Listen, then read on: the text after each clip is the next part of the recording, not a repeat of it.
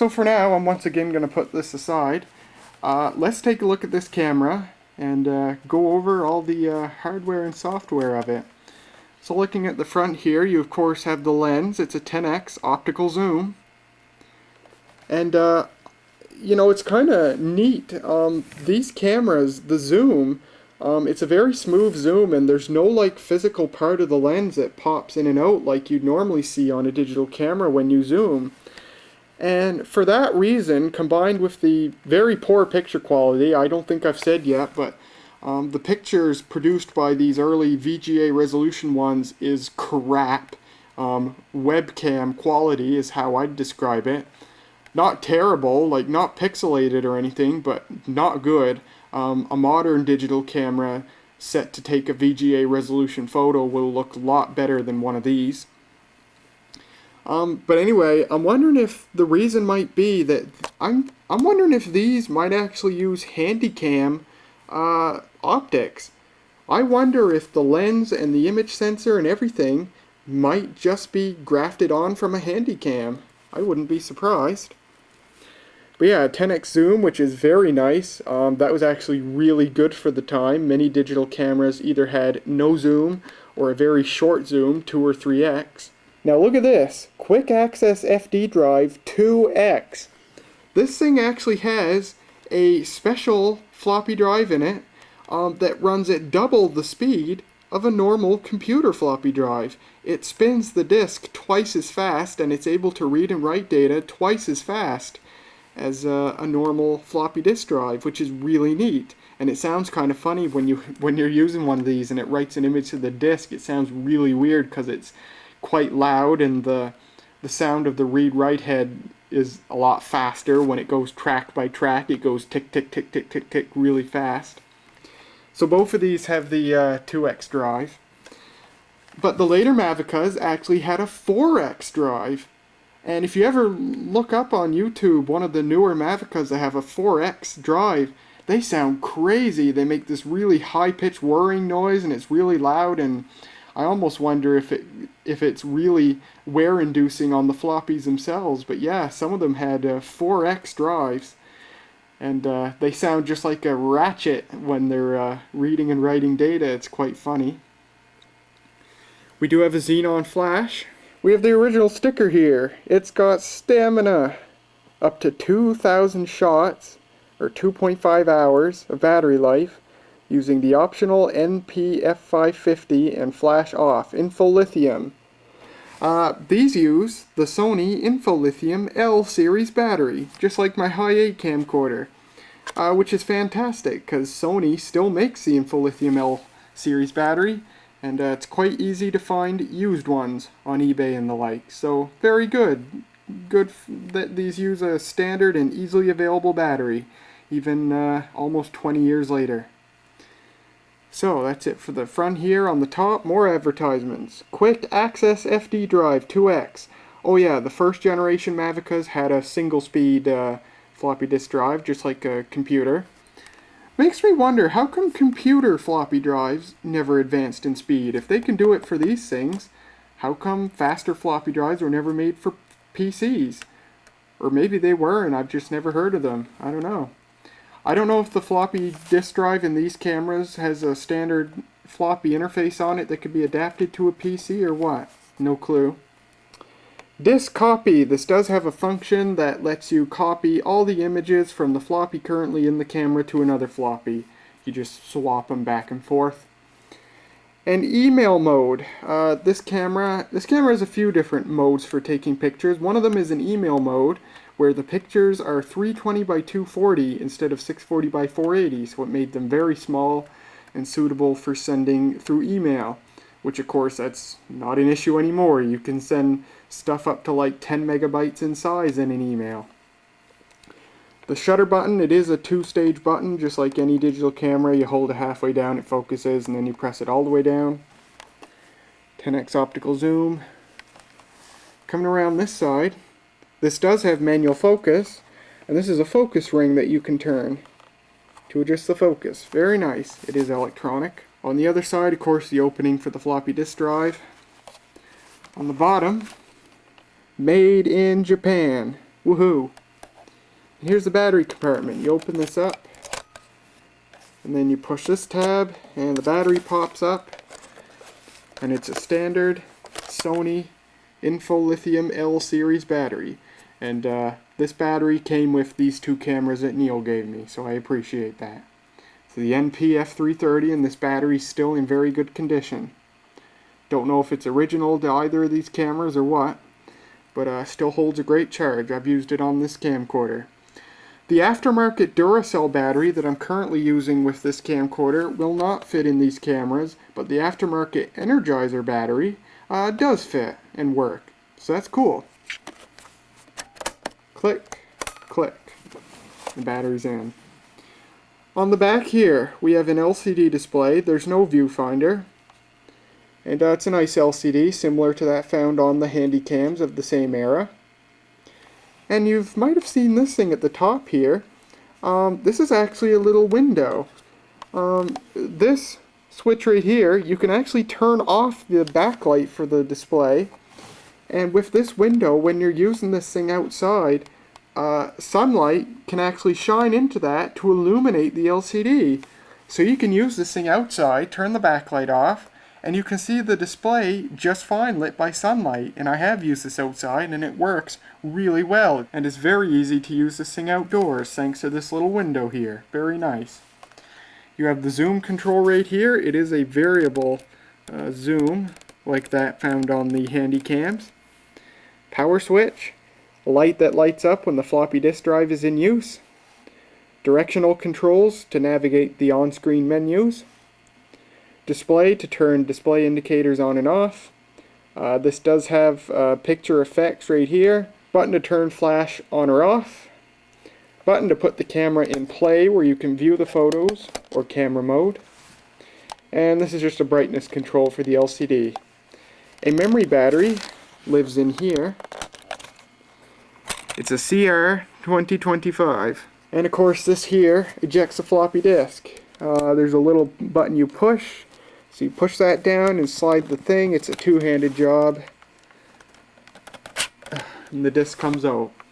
Both of these came with discs in them. So, cool. Thanks to Neil. And you just push the floppy in. It goes in just like a computer drive. So let's turn this on. There's no pictures on the floppy. When I turn it on, you'll hear it check the floppy disk, see if there's any pre-existing photos on it.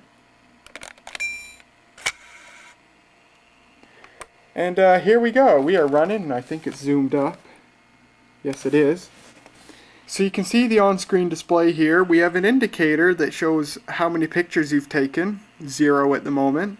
You can take up to about 20 or 30 pictures on this on a single floppy. Very good. Of course, it's an lithium battery, so it shows the number of minutes remaining. These are very miserly on batteries compared to Handycams. And you've got some options here. Using the directional pad. I don't know if you can tell. I think I'll turn the exposure down. I think you can see better there. So there's 4 options. You can use the directional pad to highlight here. There's a timer function. So you have that turned on, and it's I think 10 or 15 seconds timer. Very good.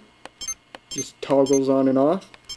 You can change the exposure compensation plus EV to turn it up, and you get +5, 1, 1.5, or you can turn it down, negative, down to -1.5. So very good. We'll go into the menu here. So we set the clock here, date and time is correct. Turn the beep on and off. Disk tool. So you can format the floppy if you have to, or you can copy everything on the floppy to another floppy if you want to share your pictures with someone else. File number, how it numbers the pictures. Set to normal. Every time you stick in an empty floppy or format the floppy or whatever, the pictures start at number 1 and go up from there. And I believe in series mode, it keeps going regardless of, if you swap floppies, it'll keep going. It won't reset to 1. I think anyway. I'll stick it to series just for the heck of it. Flash level. This cannot automatically adjust the flash for different situations like modern digital cameras do, so you have to select high, normal, or low. You can set the quality of the photos, fine or standard, that's just the compression level. I've taken pictures on both settings of similar scenes to compare them, and fine about doubles the size of the pictures compared to standard, but I could barely notice very little, if any, difference in the quality of the photo. The size of the photos, of course, depends on the what you're taking a picture of.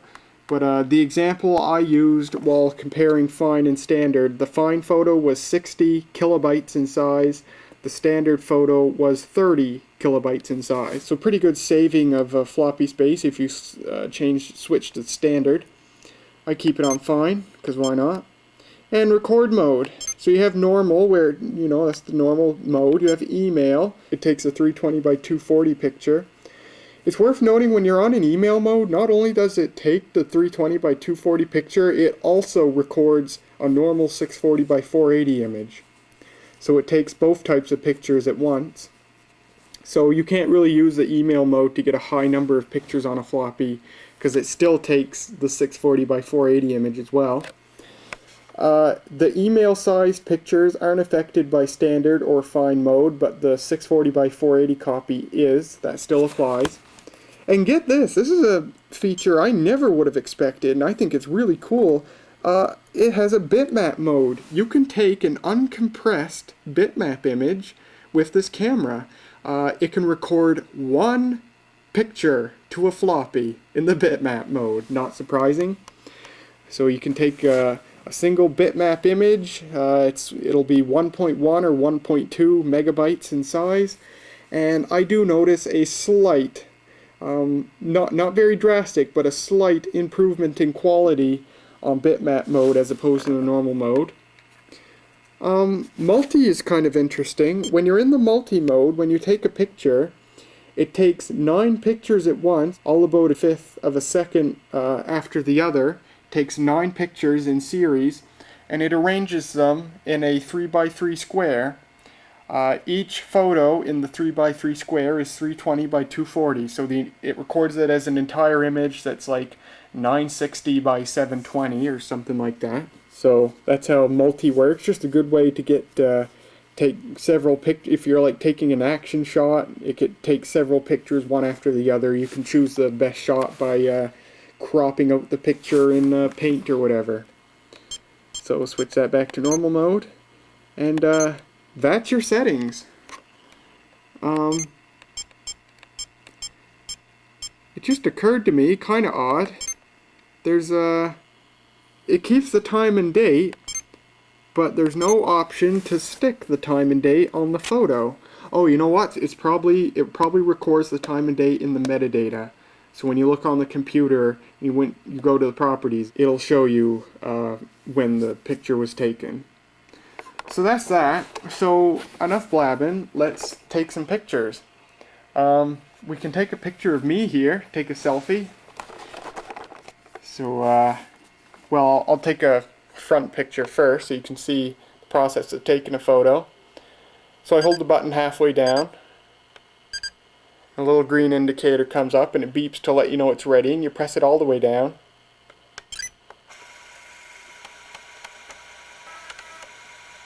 And it says recording and has a little animated figure there. Let's take a picture of a it's hard to do with one. I'm holding a huge digital camera in one hand and a huge old camcorder in the other. Oh, this is my life. Let's take a picture of this CFL.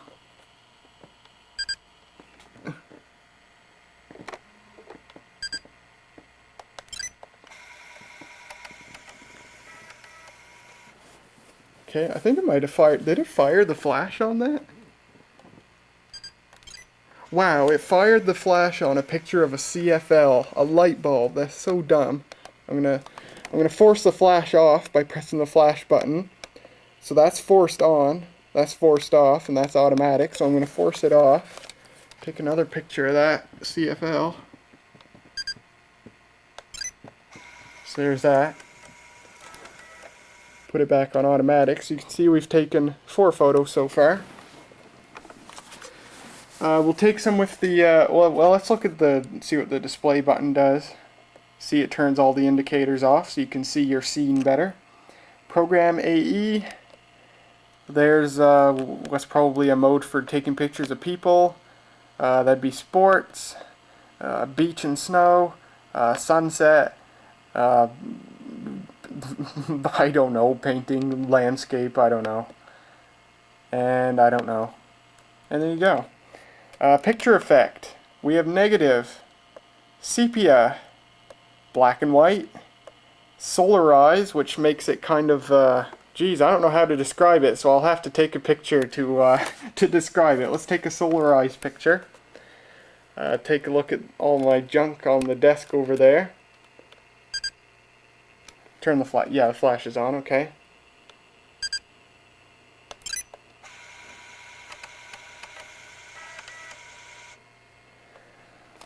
So let's go to sepia, and we'll take a picture of us.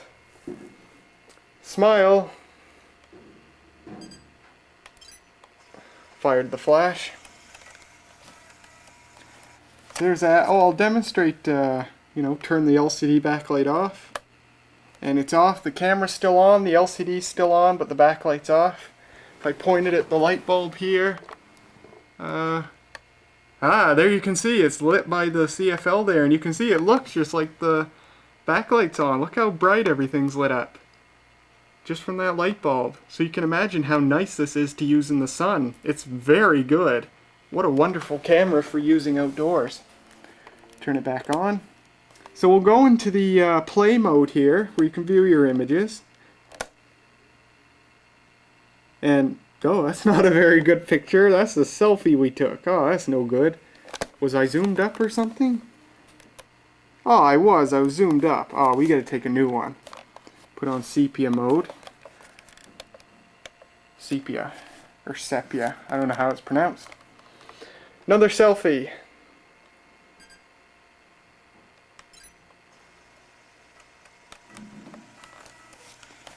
See how that turned out. Ah, much better. Sweet. And we'll go through our photos here.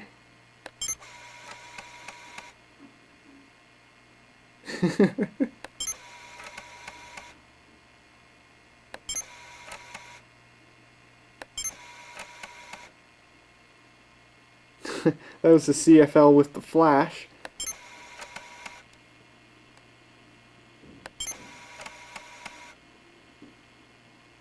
Oh, very good. What do we have for the menu settings here? Protect protects a photo, keeps you from deleting it. In the camera anyway. I think you can copy a single photo to a floppy. Yes, it copies a single floppy. So it says change floppy. Well, fine, we'll try it. Take the floppy out of this camera. Take the floppy out of this camera. Insert the new floppy. Oh, it automatically goes. You don't have to press a button. That's cool. And it's complete. Right. Put our other floppy back in.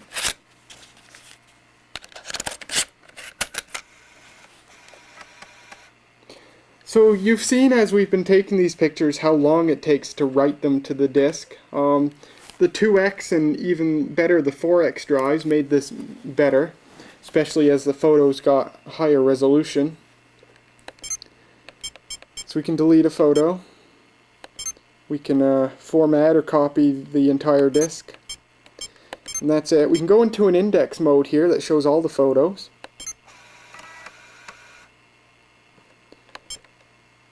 So there's all our photos, 1 through 6. It displays 6 at a time, and there's the 7th that we took. And we can pick any one and display it. And something I read that's kind of neat is, apparently, when you go into the index mode, it's not actually showing thumbnail images of the pictures you took. It's actually showing separate, hidden copies of the image that are taken at tiny resolution, when you take a picture, not only does it record the image itself, it records a very tiny resolution copy of it, probably something like 32 by 26 pixels or whatever, to display on this index page. But they're unseen by the computer, so that's kind of neat. So, oh, and you can see the names of the pictures there. 13, 14, 15. So there you go. And shows how many pictures you've taken. So go back to the camera mode. I'll stick in the other floppy.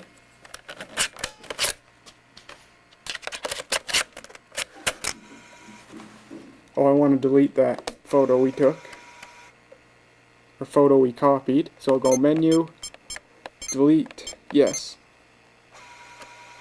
No file. I will take a single bitmap image. So we got to go to Recording Mode, Bitmap, and let's take a bitmap image. I'll take one of the, ooh, I see a good one, that box of floppies. I'm zoomed in there. Again, this is really a two-handed job to use this camera. So I'm zoomed in on that box of floppies.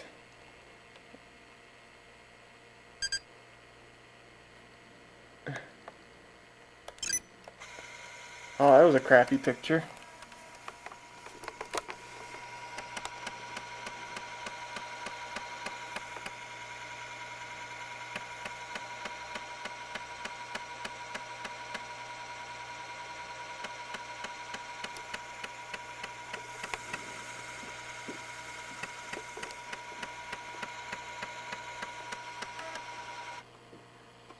Disk full. There, we've recorded our single bitmap image, but it was crap, so I want to retake it. So I'm just gonna go to Disk Tool and Format,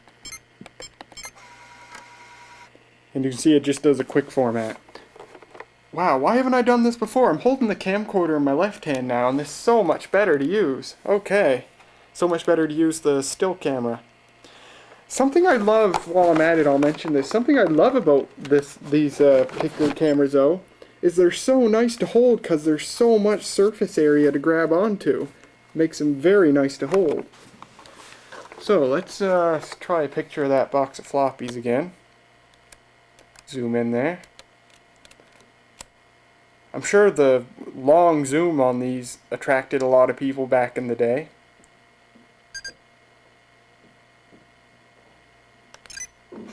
Yeah, that was a much better photo.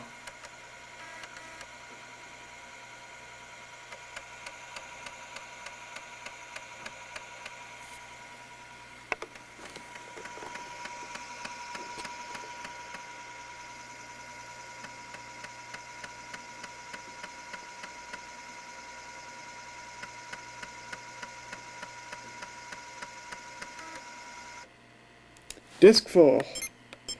And I think if we even go back into the normal mode, going back into the normal mode, there's still space to record a couple of photos. I wonder how many.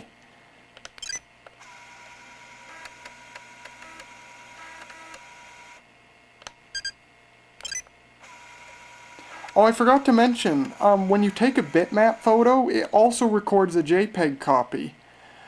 So yeah, it's pretty cool because you can get a direct comparison of the two and see how the quality differs between an uncompressed and a compressed image.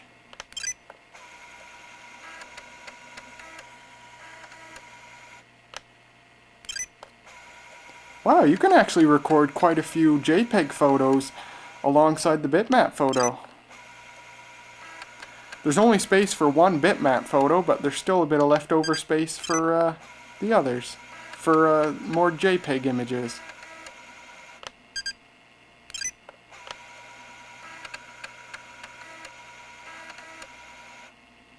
Disk full.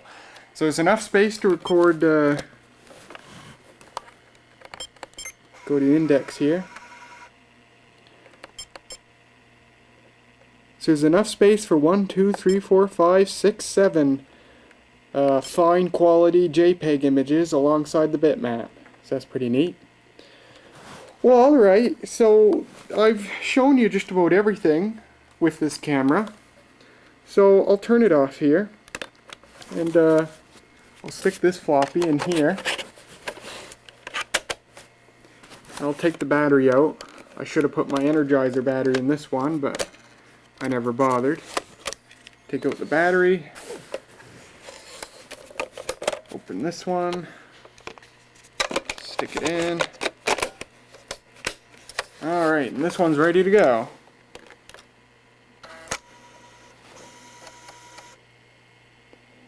I have the beep turned off on this one. So the user interface on this one is exactly the same.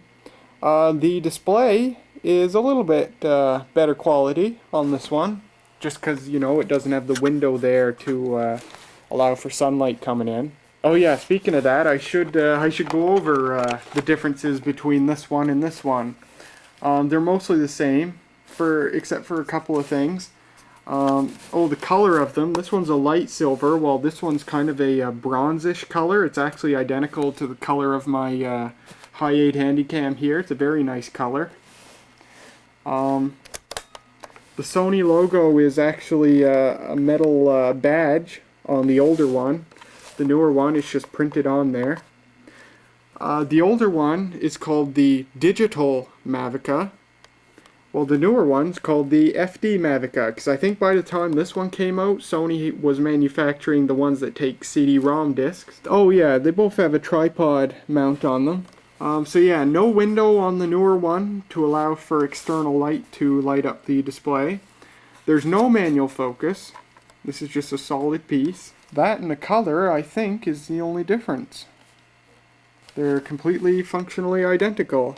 I have taken pictures of the same scene with both of these cameras, and I don't know if it's by the design or just by manufacturing tolerance, but this newer one takes slightly brighter photos than this one, and I think they are very, very slightly better looking, mostly just because of the very slightly brighter photos.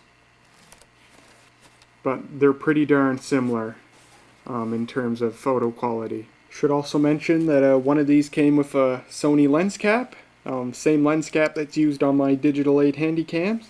I normally have it tied to this one here. Both of these have a tie spot for them, right here. And one of these also came with this doohickey. It's an Optex UV filter.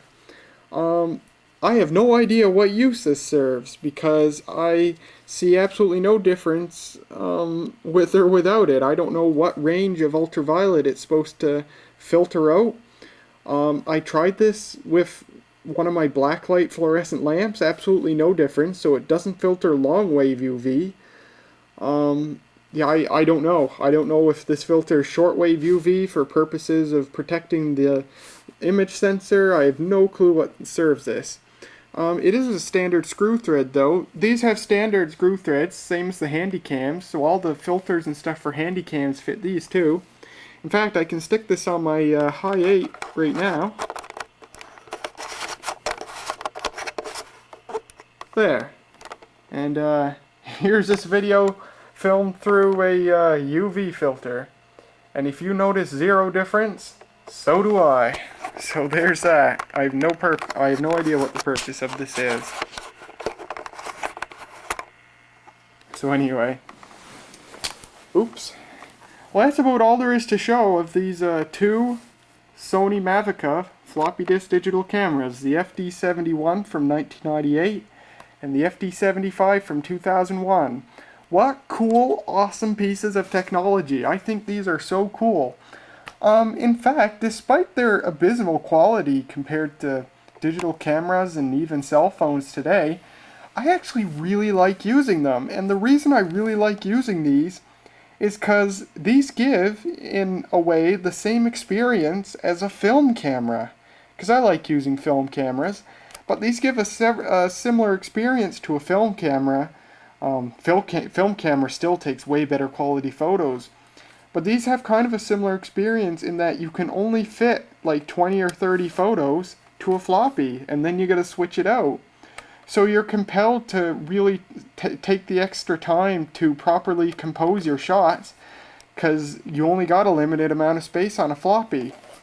It's way easier than film. You can delete photos and you can swap out the floppy, but that takes time, so you're still compelled to properly compose your images. Take a bit more time to make sure they're going to come out right.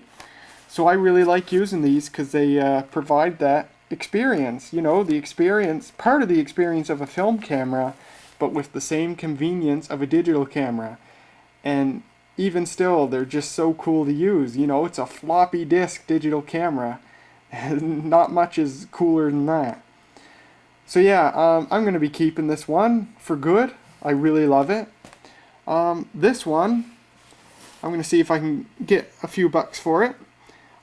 Because I have fully tested this and I know it works absolutely perfect. I can say that on wherever I sell it, probably eBay, and tell them it's been fully tested and provide test photos and everything, so I'll be able to get a little bit more money for this than most people get for Mavica cameras because they can't test them fully. If anyone on YouTube wants this thing, get in touch with me, I guess. And yeah, that's about it. These are really cool pieces of vintage technology. Really nice to have them. And I hope you guys have enjoyed today's video looking at these cameras. Thank you so much for watching. Thanks again to Neil for these cameras. And I will see you guys later.